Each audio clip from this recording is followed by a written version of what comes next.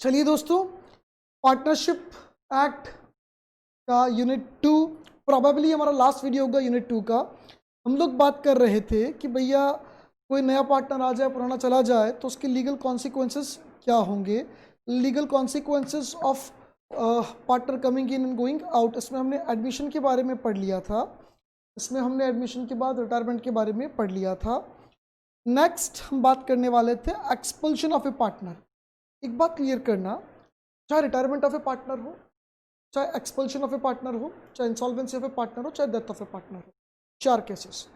इन चारों केस में firm dissolve होती है अगर पार्टनर्स के बीच में कोई एग्रीमेंट नहीं है तो। यानी 4 पार्टनर है, एक की डेथ हो गई, firm will be dissolve. 4 partner, एक इंसॉल्वेंट हो गया, firm will be dissolve. 4 partner retire हो रहा है, firm will be dissolve. 4 partner expelled हो रहा है, मतलब इन सब केस में फर्म को डिसॉल्व किया जाएगा अगर पार्टनर्स के बीच में कोई कॉन्ट्रैक्ट नहीं है तो। हाँ, लेकिन अगर पार्टनर्स ये कॉन्ट्रैक्ट कर लेते हैं कि भैया एक के रिटायरमेंट में हम फर्म को डिसॉल्व नहीं करेंगे, इसका हिस्सा निकाल के इसको दे देंगे, एक की डेथ पे फर्म को डिसॉल्व नहीं करेंगे, इसका जो भी लीगल रिप्रेजेंटेटिव होगा उसको उसका हिस्सा दे देंगे, एक की इंसॉल्वेंसी पर फर्म को डिसॉल्व नहीं करेंगे, इसका हिस्सा निकाल के इसको दे देंगे, तो वहां पर फर्म डिसॉल्व नहीं होगी। यहां अब हम बात करें expulsion of a partner. Expulsion का मतलब होता है किसी एक पार्टनर को किक आउट करना। 4 पार्टनर है, एक पार्टनर सही नहीं लग रहा उनको, उसको किक आउट करना चाहते हैं। 5 है, एक को किक आउट करना चाहते हैं। 10 है, एक या 2 को किक आउट करना चाहते हैं। तो क्या किसी पार्टनर को किक आउट किया जा सकता है, लात मारी जा सकती है फर्म से? लॉ कहता है लात मारी जा सकती है सिर्फ तब जब ऐसा कोई कॉन्ट्रैक्ट हो पार्टनर्स के बीच में। यार अगर कोई पार्टनर सही तरीके से ईमानदारी से काम नहीं करे उसको लात मार सकते हैं। तो पहली बात तो there must be some contract. दूसरी बात, ये पावर जो है वो मेजॉरिटी ऑफ पार्टनर्स ने एक्सरसाइज की हो, यानी 5 में से एक को लात मारनी है तो कम से कम 3 बंदे लात मारने के पक्ष में होने चाहिए।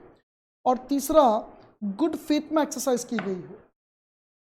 मतलब समझ रहे, 5 पार्टनर है, ए बी सी डी ई, ठीक है साहब। ए जो है उसकी वाइफ और डी जो है, A B C D E, sorry E की वाइफ, ए और ई की वाइफ एक क्लब में बैठे थे, बातें कर रहे थे, किसी बात पे लड़ाई हो गई, ई की वाइफ ने लेके ए की वाइफ को थप्पड़ मार दी, पट, जोरदार थप्पड़ मार दी। घर पे जाके ए की वाइफ जाके रोने लगी, मैं मेरे थप्पड़ मार दी। एक को गुस्सा आया, बोले मेरे वाइफ को ऐसे कैसे थप्पड़ मार दी। ईगो वाली बात आ गई, प्रेस्टीज वाली बात आ गई। उसने हाथों हाथ बी और सी को बुलाया, उसके अच्छे दोस्त थे, बोला यार ये कोई तरीका थोड़ी यार, ई की वाइफ ने यार मेरी वाइफ को थप्पड़ मार दिया यार, नहीं गलत बात है, अपन ई को फॉर्म से बाहर निकालेंगे। ए बी सी 3 एक साथ हो गए, मेजोरिटी हो गई। मेजोरिटी ऑफ पार्टनर्स, उनके बीच में कॉन्ट्रैक्ट था इस बात को लेकर कि मेजोरिटी ऑफ पार्टनर्स किसी एक पार्टनर को एक्सपेल कर सकते हैं। अब मेजोरिटी ऑफ पार्टनर्स ई को एक्सपेल करना चाहते हैं, कर सकते हैं क्या? कॉन्ट्रैक्ट है, हाँ बिल्कुल है साहब, कॉन्ट्रैक्ट है। मेजोरिटी है क्या? हाँ हाँ मेजोरिटी भी है। एक्सपेल कर सकते हैं? नहीं। क्यों? Expel must be in good faith. Good faith मतलब फर्म के हित में होना चाहिए। ई को मारना मतलब लात मारना, एक्सपेल करना, ये उनका पर्सनल मैटर है। वाइफ की लड़ाई हुई, इसमें फर्म का हित कहां से आ गया? देखो इसने क्या लिखा, गुड फेथ को इसने समझाया। गुड फेथ कब मानेंगे? जब expulsion must be in interest of the partnership, the partner to be expelled is served with a notice, यानी फर्म के हित में होना चाहिए, उसको नोटिस देंगे और फिर उसकी बात सुनेंगे। मतलब वो कोई घपला कर रहा है, कोई चीटिंग कर रहा है, लापरवाही कर रहा है, नेग्लिजेंस कर रहा है, ऑफिस ही आता नहीं है, बैठता ही नहीं है, उसको जो जिम्मेदारी दे रही है उसको पूरा करता नहीं है, यानी वो प्रॉपरली तमीज से काम नहीं कर रहा, तो भी उसे नोटिस देना पड़ेगा कि तुझे लात क्यों ना मारे। फिर उसकी सुननी पड़ेगी, अपनी बात बताएगा कि मुझे लात क्यों ना मारो। और उसकी बात अगर सेटिस्फैक्टरी नहीं है, मेजॉरिटी ऑफ पार्टनर्स को लगता है नहीं साहब तेरे होने से फर्म को नुकसान हो रहा है, हमारे बिजनेस में जो फीमेल कस्टमर आते तू छेड़ता है उनको, लात मारो उसको साले को फर्म से, इसके कारण कस्टमर टूट रहे,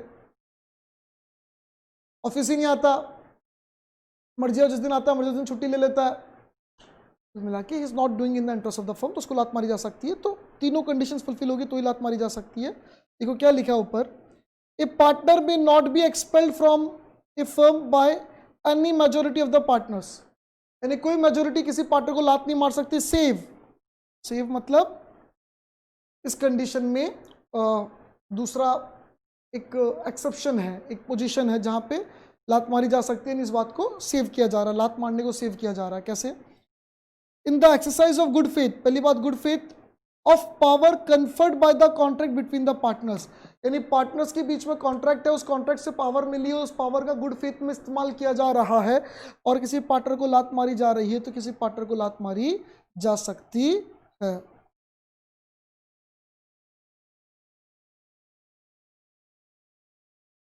इंसॉल्वेंसी ऑफ ए पार्टनर, अगर कोई पार्टनर इंसॉल्वेंट हो जाता है तो जिस दिन कोर्ट ने डिसीजन दिया, एडजुडिकेशन किया कि यार मिस्टर ए इज इंसॉल्वेंट, बस उसी पॉइंट ऑफ टाइम पर वो पार्टनर नहीं रहा। उसी, देखो एक सेकेंड, एक और बात एक्सपल्शन में इंपॉर्टेंट थी वो बता देता हूँ। एक्सपल्शन में एक इंपॉर्टेंट बात ये थी कि जो पिछला सेक्शन था रिटायरमेंट वाला सेक्शन 32, उसके सबसेक्शन 2, 3, 4 अप्लीकेबल होंगे यहाँ पर एक्सपल्शन पर भी। मतलब थर्ड पार्टी के साथ एग्रीमेंट किया जा सकता है कि मैं आगे के लिए रिस्पॉन्सिबल नहीं हूँ, पब्लिक नोटिस देना पड़ेगा, नोटिस नहीं दिया तो आपकी लाइबिलिटी कंटिन्यू रहेगी। हाँ, कोई बंदा आपको जानता ही नहीं था तब कोई दिक्कत नहीं है, तब नोटिस देने की बात नहीं है। नोटिस एक्सपल्ड पार्टनर भी दे सकता है और जो रिमेनिंग पार्टनर उनमें से कोई भी दे सकता है। चलिए नेक्स्ट, इंसॉल्वेंसी। जिस दिन कोर्ट ने कहा कि आप इंसॉल्वेंट, एडजुडिकेशन हुआ इंसॉल्वेंसी का, उसी समय से वो पार्टनर नहीं है, यानी उस समय के जस्ट बाद अगर उसने कोई भी एक्टिविटी की तो उसके लिए फर्म रिस्पॉन्सिबल नहीं, और फर्म ने कोई एक्टिविटी की तो उसके लिए वो रिस्पॉन्सिबल नहीं। यानी अभी कोर्ट ने मिस्टर ए को बोला कि आप इंसॉल्वेंट, उसके 10 मिनट बाद फर्म ने बैंक से लोन लिया, उस लोन के रीपेमेंट के लिए इंसॉल्वेंट पार्टनर रिस्पॉन्सिबल नहीं। जिस समय कोर्ट ने डिसीजन दिया था उस समय जो भी एसेट्स की सिचुएशन थी फर्म की, उसके हिसाब से उनका सेटलमेंट होगा, आपस में बंटवारा हो जाएगा, इतना हिस्सा ए का, इतना बी का, इतना सी का। हाँ, ए वाला हिस्सा ए को नहीं मिलेगा, कोर्ट से जो लिक्विडेटर अपॉइंट होगा, ऑफिशियल रिसीवर अपॉइंट होगा, उसको मिलेगा। ऑफिशियल रिसीवर अपॉइंट होता है जब कोई व्यक्ति इंसॉल्वेंट होता है, कोर्ट में अप्लाई करता है, तो कोर्ट जब एडजुडिकेशन देता है कि भैया ये इंसॉल्वेंट है, उस समय कोर्ट क्या करता है, एक ऑफिशियल रिसीवर को अपॉइंट करता है। उसका ये काम होता है कि उस इंसॉल्वेंट पर्सन की सारी एसेट, सारी प्रॉपर्टीज बेचे। अब वो इंसॉल्वेंट पर्सन एक फर्म में पार्टनर है, उस फर्म में भी तो उसकी प्रॉपर्टी है, तो वो प्रॉपर्टी भी कौन रिकवर करेगा उस फर्म से? Official receiver. वो रिसीव करेगा वहां से और बांट देगा। बांटेगा किसमें? जो भी पार्टनर्स, जो भी आउटसाइडर पैसा मांगते हैं उन्हें बांट देगा। तो यहाँ लॉ क्लियरली क्या बोलता है? Where a partner in a firm is adjudicated as insolvent, he ceases to be a partner on the date of on which the order of adjudication is made. यानी जैसे ऑर्डर ऑफ एडजुडिकेशन आएगा वो हाथों हाथ क्या हो जाएगा? Partner से सीज हो जाएगा, चाहे उसने नोटिस दिया कि नहीं दिया। कोई नोटिस रिटायरमेंट में देना, एक्सपल्जन में देना, इंसॉल्वेंसी के लिए बोला नोटिस नहीं, जैसे एडजुडिकेशन हुआ हाथों हाथ खत्म, वो पार्टनर नहीं है, नोटिस देने की जरूरत नहीं। ना उसके एक्ट के लिए फर्म रिस्पॉन्सिबल होगी, ना फर्म के एक्ट के लिए वो रिस्पॉन्सिबल होगा। जैसा कि रिटायरमेंट में होता है, नोटिस दे दिया, उसके बाद वो रिटायर्ड पार्टनर कुछ भी करे उसके लिए फर्म जिम्मेदार नहीं, और फर्म कुछ भी करे उसके लिए रिटायर्ड पार्टनर जिम्मेदार नहीं। पर वहां नोटिस देने के बाद, एक्सपल्शन में भी नोटिस देने के बाद, ये नोटिस की बात नहीं, कोर्ट ने जैसे ही बोला कि आप इंसॉल्वेंट हो, whether not the firm is hereby dissolved, firm dissolve हो रही है कि नहीं हो रही है? फर्म डिसॉल्व जनरली होगी, लेकिन अगर कॉन्ट्रैक्ट हो पार्टनर्स के बीच में कि हम डिसॉल्व नहीं करेंगे तो उनकी मर्जी है। Where under a contract between the partners, the firm is not dissolved by the adjudication of a partner as an insolvent. यानी कोई पार्टनर इंसॉल्वेंट हो जाता है लेकिन फर्म डिसॉल्व नहीं होती क्योंकि उनके बीच में ऐसा कॉन्ट्रैक्ट था। The state of a partner so adjudicated is not liable for any act of the firm. यानी जो फर्म की अंदर उस इंसॉल्वेंट पार्टनर का जो भी असेट्स है, जो भी प्रॉपर्टी है, उनकी लाइबिलिटी नहीं रहेगी। वही तो हम कह रहे हैं कि भैया जैसे ही कोर्ट ने डिसीजन दिया उसके बाद लाइबिलिटी नहीं रहेगी। And the firm is not liable for any act of the insolvent partner. And insolvent partner के एक्ट के लिए फर्म रिस्पॉन्सिबल नहीं है, और फर्म के एक्ट के लिए इंसॉल्वेंट पार्टनर रिस्पॉन्सिबल नहीं। Done after the date on which the order of adjudication is made. यहाँ पे कहीं पे भी नोटिस के लिए नहीं बोला है। ऑर्डर ऑफ एडजुडिकेशन अपने आप में एक नोटिस है। दो बातें मैं यहाँ आपको एडिशनल बताना चाहूंगा।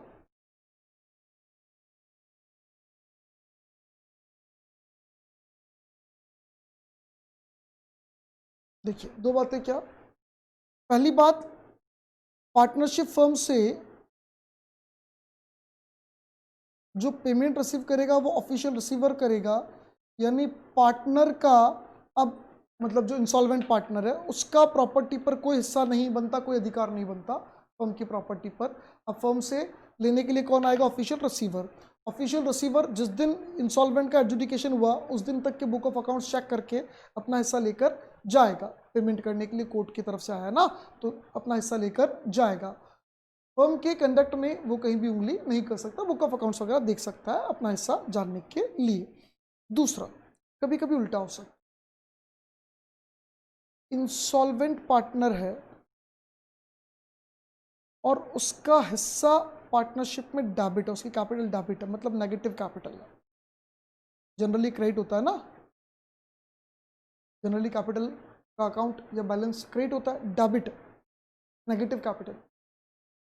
यानी एक पार्टनर इंसॉल्वेंट हो रहा है, अब ऑफिशियल रिसीवर मांगने तो क्या आएगा? आएगा ही नहीं, क्योंकि कुछ है ही नहीं फर्म में उसके एसेट्स। उल्टा मान लो 20,000 का डेबिट बैलेंस है। अब जो पार्टनर इंसॉल्वेंट हुआ उसकी प्रॉपर्टी बेची गई, सबको कुछ कुछ मिला और फर्म को भी 20 में से मान लो 5,000 मिल गए, यानी 15,000 का फर्म का क्या हुआ? लॉस हुआ। This loss must be bond by, वापस समझना क्या कहना चाह रहा हूं। एक पार्टनर इंसॉल्वेंट हो रहा है और पॉजिटिव बैलेंस है, उसका कैपिटल का क्रेडिट है, तो वो तो ऑफिशियल रिसीवर लेके जाएगा। लेकिन अगर डेबिट है तो फर्म उस इंसॉल्वेंट पार्टनर के ऑफिशियल रिसीवर को कहेगी हम भी पैसा मांगते हैं, हमको भी दो। ऑफिशियल रिसीवर कहेगा रुको मैं सारी एसेट्स बेच रहा हूँ, सारे एसेट्स बेचकर सब पेमेंट मांगने वालों को पेमेंट देगा, तो शायद लास्ट में कुछ बचे तो इसको भी मिल जाए, तो शायद कुछ ना भी मिले, पूरा का पूरा 20,000 ही अपने आप में डेफिशिएंसी हो जाए। यानी टेक्निकली यहाँ डेफिशिएंसी क्रिएट हो रही है because of insolvency of a partner. समझना इस लॉजिक को, डेफिशिएंसी क्रिएट हो रही है because of insolvency of a partner.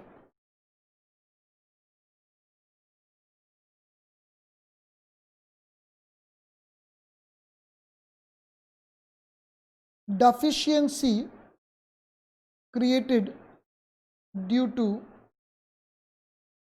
insolvency of a partner। 20,000 की चाहे 15,000 की कुछ मिल गया तो ठीक है, नहीं मिला तो पूरा। मस्ट बी बॉर्न बाय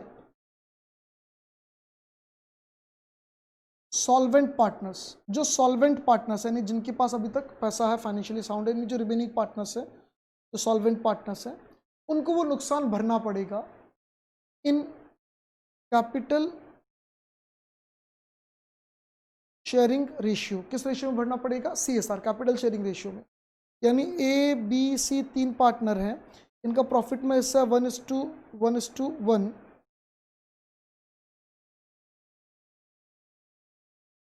लेकिन कैपिटल है इसकी 50,000, इसकी 10,000 और इसकी माइनस का 20,000। ये इंसॉल्वेंट हो गया C, ये 20,000 का नुकसान। 20,000 का नुकसान A और B को बियर करना पड़ेगा, किस रेशियो में? 5:1 के रेशियो में, in the capital sharing ratio. इसमें एक लेजेंडरी केस है, गार्डनर वर्सेस मरे। आप गूगल पे भी सर्च कर सकते हैं, शायद आपकी बुक में तो नहीं दे रखा है। आप गार्डनर वर्सेस मरे के लिए गूगल में भी सर्च कर सकते हैं, यू विल फाइंड कि गार्डनर वर्सेस मरे में ये लेजेंडरी केस में कोर्ट ने डिसीजन दिया था कि जो भी नुकसान होगा वो कैपिटल शेयरिंग रेशियो में सॉल्वेंट पार्टनर्स को बियर करना पड़ेगा। अगर ऐसा कोई क्वेश्चन आ जाए तो आप देख लेना। वापस क्लियर कर रहा हूँ, इंसॉल्वेंसी ऑफ ए पार्टनर में नोटिस देने की जरूरत नहीं है। जैसे इंसॉल्वेंट हुआ, वो पार्टनर नहीं रहा, उसके एक्ट के लिए फर्म रिस्पॉन्सिबल नहीं, फर्म के एक्ट के लिए वो रिस्पॉन्सिबल नहीं। फर्म इंसॉल्वेंट फर्म की जाए, क्या कहते हैं, डिसॉल्व जरूरी नहीं है, it depends upon the agreement between the partners. Next, liability of state of diseased partner. Diseased partner के केस में क्या होगा? वापस वही बात, पब्लिक नोटिस देने की जरूरत नहीं है। डेथ में पब्लिक नोटिस देने की जरूरत नहीं है, डेथ में पब्लिक नोटिस देने की जरूरत नहीं है। Where under a contract between the partners the firm is not dissolve by death of a partner. Dissolve करना कि नहीं करना ये कॉन्ट्रैक्ट ऑफ द पार्टीज में डिपेंड करेगा। तो पार्टीज है मतलब जो पार्टनर्स है, कॉन्ट्रैक्ट की पार्टीज यानी पार्टनर्स हैं। The state of a disease partner is not liable for any act of the firm done after his death. यानी डेथ पे अगर फर्म डिसॉल्व नहीं, फर्म कंटिन्यू है तो कंटिन्यू करो, जैसे ही डेथ हुई उसके बाद की किसी भी एक्ट के लिए डिजीज्ड पार्टनर की जो एसेट्स है वो रिस्पॉन्सिबल नहीं होगी, सारे की सारी उसकी एसेट्स उसके लीगल रिप्रेजेंटेटिव को मिल जाएगी।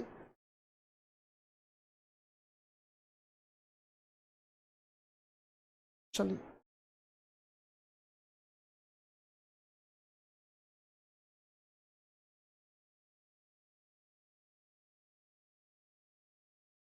कुछ बातें मैं यहाँ क्लियर कर देता हूँ आपको।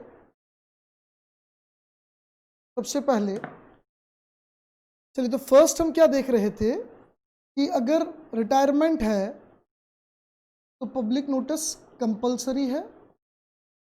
सेकंड, एक्सपल्जन है, पब्लिक नोटिस कंपलसरी है। अगर थर्ड हम बात करें इंसॉल्वेंसी, अगर डिसॉल्व कर देते हो बिकॉज ऑफ इंसॉल्वेंसी, देखो डिसॉल्व कर रहे हो तो डिसोल्यूशन का नोटिस देना पड़ेगा। अब रिटायरमेंट ऑफ ए पार्टनर पे भी अगर डिसॉल्व कर रहे हो तो आपको रिटायरमेंट का पब्लिक नोटिस नहीं, डिसोल्यूशन का तो पब्लिक नोटिस देना पड़ेगा ना। डिसॉल्व करते तो भी पब्लिक नोटिस देना पड़ता है कि भैया हम सारे पार्टनर्स अब अलग हो चुके हैं, हम डिसॉल्व कर चुके हैं फर्म को, तभी तो थर्ड पार्टी को पता पड़ेगा कि आपकी फर्म डिसकंटिन्यू हो चुकी है। नहीं तो कोई भी पार्टनर अगर फर्म के बिहाफ पर कोई ट्रांजेक्शन कर लेगा, फर्म की लायबिलिटी होगी, आप जिम्मेदार हो कि दुनिया की नज़र में तो आप पार्टनर हो। इंसॉल्वेंसी के केस में नोटिस देने की जरूरत है ही नहीं, फर्म कंटिन्यू करो या कुछ भी करो। डिसॉल्व करोगे तो डिसोल्यूशन नोटिस देना पड़ेगा। क्लियर करना, कंटिन्यू करते हो तो नोटिस की जरूरत नहीं है, और डेथ में भी अगर आप कंटिन्यू करते हो तो नोटिस की जरूरत नहीं है। डिसॉल्व करोगे तो डिसोल्यूशन का पब्लिक नोटिस देना पड़ता है। ये अपन थर्ड यूनिट में डिस्कस करेंगे। चलिए, उसके बाद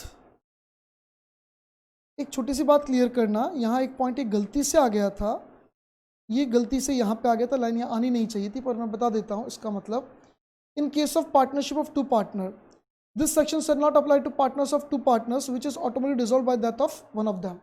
अगर दो ही पार्टनर हैं और उनके बीच एग्रीमेंट है कि डेथ से फर्म डिसॉल्व नहीं होगी, दो ही पार्टनर है, एग्रीमेंट है इंसॉल्वेंसी से फर्म डिसॉल्व नहीं होगी, तो भैया जैसे एक पार्टनर की डेथ होगी, एक पार्टनर की इंसॉल्वेंसी होगी, फर्म ऑटोमेटिकली डिसॉल्व होगी। इसे हम कहते हैं कंपल्सरी डिसोल्यूशन। क्या कहते हैं? Compulsory dissolution. ठीक है, चलिए उसके बाद rights of outgoing partner to carry on competing business. क्या बाहर जाने वाला पार्टनर कंपीटिंग बिजनेस कर सकता है? कर सकता है, कोई दिक्कत नहीं है, कंपीटिंग बिजनेस कर सकता है। Depends upon the contract between the parties. अगर पार्टीज में कॉन्ट्रैक्ट है तो नहीं कर सकता। बाकी जनरल अगर लॉ की बात करें तो लॉ कहता है जनरली कोई बात नहीं, कोई एग्रीमेंट नहीं तो कर सकता है, लेकिन ही मे नॉट यूज, फर्म का नाम यूज नहीं कर सकता, खुद को रिप्रेजेंट नहीं कर सकता कि मैं पुराने वाली फर्म को मैं चलाता था, और फर्म के जो एग्जिस्टिंग कस्टमर उनको सॉलिसिट, उनको छेड़छाड़, उनको भाई ये फर्म तो मैं चलाता था तो मेरे पास आ जाओ, यानी ये जो घटिया हरकत होती है, घटिया हरकत नहीं कर सकता, रिप्रेजेंट नहीं कर सकता, carrying on the firm, business of the firm, पहले हम उसको चलाता था, या फर्म के नाम का यूज नहीं कर सकता।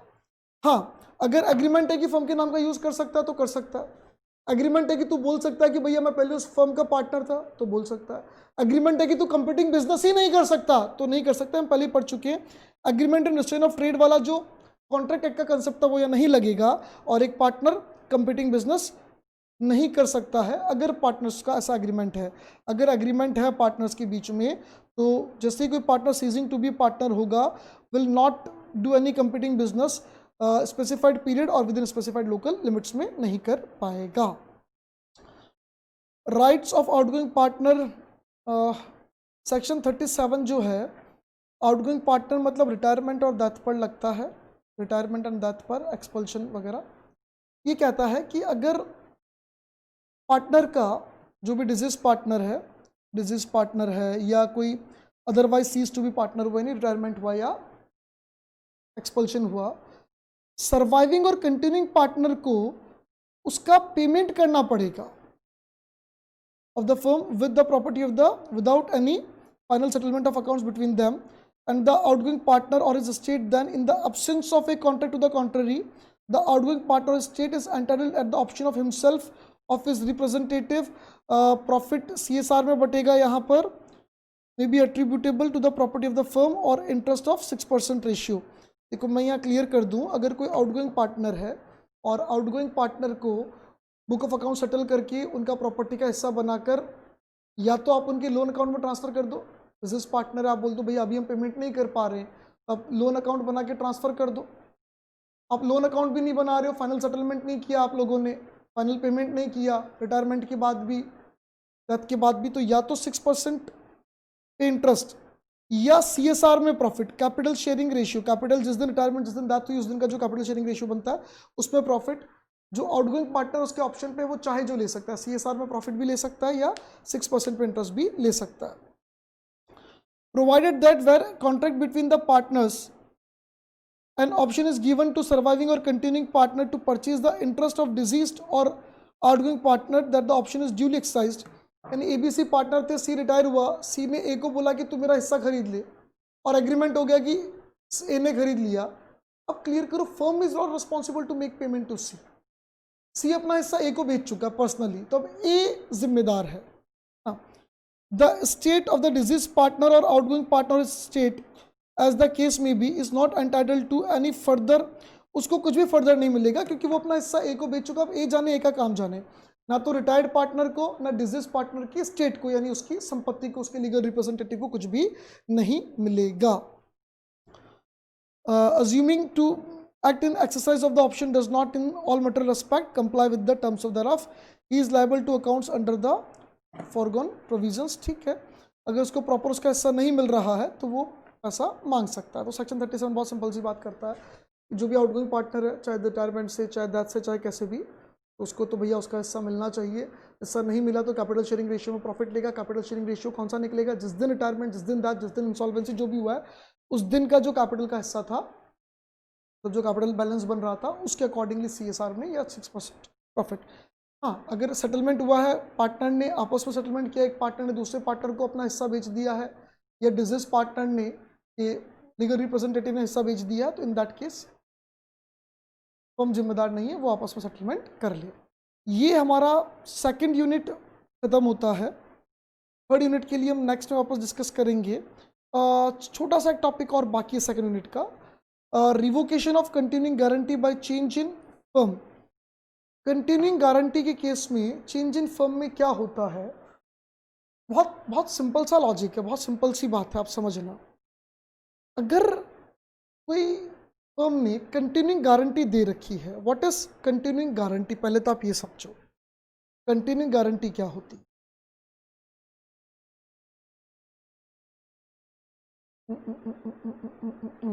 नो, यस, ऐड हो जाए यार, कहाँ गया पेज, अच्छा यहाँ ऐड हो। यस, कंटिन्यूइंग गारंटी क्या होती है।